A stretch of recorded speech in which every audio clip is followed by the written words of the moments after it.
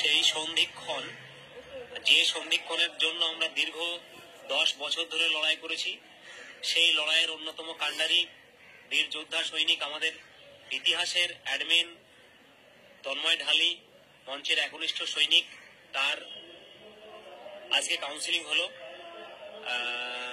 তন্ময়দা এখানে, তাপসদা আছে, সুশান্ত আছে। প্রথমেই সুশান্তকে জিজ্ঞাসা করবো যে আজকে সেই স্লোগান, সেই ঝাঁঝালো স্লোগানের মানে কি বলবো, উদ্গাতা তন্ময় ঢালের আজ কাউন্সিলিং হলো, কি বলবে সুশান্ত? এই দিনটি আমাদের পাওনা বা প্রাপ্তি।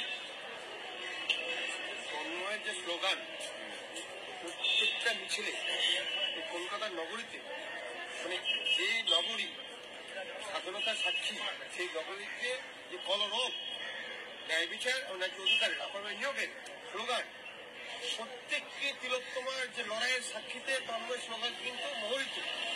প্রত্যেকটি কোনায় কোনায় কিন্তু তন্ময়ের যে আওয়াজ, যে আমরা নবান্নের 14 তলায় পৌঁছানোর কথা বলতাম, রাজ্য সরকারের পৌঁছানোর কথা বলতাম, শিক্ষা দপ্তরের পৌঁছানোর কথা বলতাম, হেলথ কমিশনের পৌঁছানোর কথা বলতাম, ওখানে জানো আমি সেখানে কিন্তু সেই স্লোগান মুখরিত।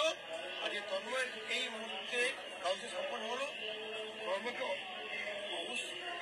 মানে আগামী জীবন এবং শিক্ষকতার যে স্বপ্ন পূরণের তো শুভেচ্ছা রইল, এবং সামনে তার শারীরিক সুস্থতা থেকে শুরু করে অসংখ্য রঙিন শুভেচ্ছা। কিন্তু সর্বোপরি যে বিষয়টি মানে এমন একটা বিষয় যে এখানে মানে এই দিনটি আমরা চেয়েছিলাম, এই মুহূর্তটাই আমাদের কাছে প্রাপ্তি। তন্ময় আজকে যেখানে পেয়েছে, কদিন মানে জয়েনিং করবে, তন্ময় অনেকটা আবেগপর হয়ে যাচ্ছে সেই জায়গা থেকে। আমরাও একটু হয়ে পড়ছি যে বহু কথা, বহু সভা হয়ে থাকে, বহু আলোচনা করে পরিকল্পনা করে মঞ্চের সামনের জায়গা থেকে মঞ্চকে এগোতে হবে, এভাবে আন্দোলন করতে হবে।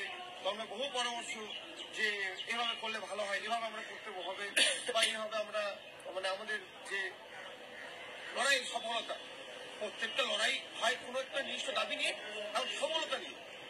আমরা তো লড়াই বিষয় ছিলাম এবং সফলতা অবশ্যই আমরা আশা ছিলাম যে আমরা যে লড়াইটা শুরু করেছি সেটা হয়তো দীর্ঘ দিন ধরে আমাদের করতে হয়েছে। একটা দীর্ঘ পথ চলা, দুর্গম এবং বহু বাধা অতিক্রম করতে হয়েছে। বহু সময় বাধা এসছে, অনেকে নেতিবাচক হয়েছে, আমরাও হয়েছি। কিন্তু এই জায়গায় তন্ময়ের একটা কথা বলি, তন্ময় কিন্তু কোনোদিন নেতিবাচক হয়নি। মানে হয়তো অনেকে হয়েছে আলোচনার মাধ্যমে, যখন বিভিন্ন আলোচনা করতাম তন্ময় বলছে না ও হবে, কিন্তু সে তার তো একটা সময়সীমা দরকার ছিল যে আর কবে আর কবে আর কতদিন অপেক্ষা করতে হবে। এই জায়গাটা থেকে লড়াইটা কিন্তু খুব একটা সহজ ছিল না।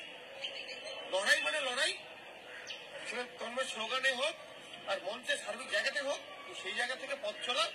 এবং আমাদের মঞ্চের যে বক্তব্য তন্ময়েরও তাই, আমরা প্রত্যেকে তো মঞ্চে এক একজন মানে অঙ্গীকারবদ্ধ। মঞ্চ আমাদের কাছে এক পরিবারের মতো। সেই জায়গায় 14,052 যে ডিভিশন মঞ্চের সুপ্রিম কোর্টের রায়দান বহাল করার বিষয়, সেটা আমরা কিন্তু থাকি বদ্ধপরিকর। সেই জায়গা থেকে তন্ময়ের সফলতা, পথ চলা মধুর হোক, আগামী দিন শিক্ষকদের স্বপ্ন পূরণের জায়গা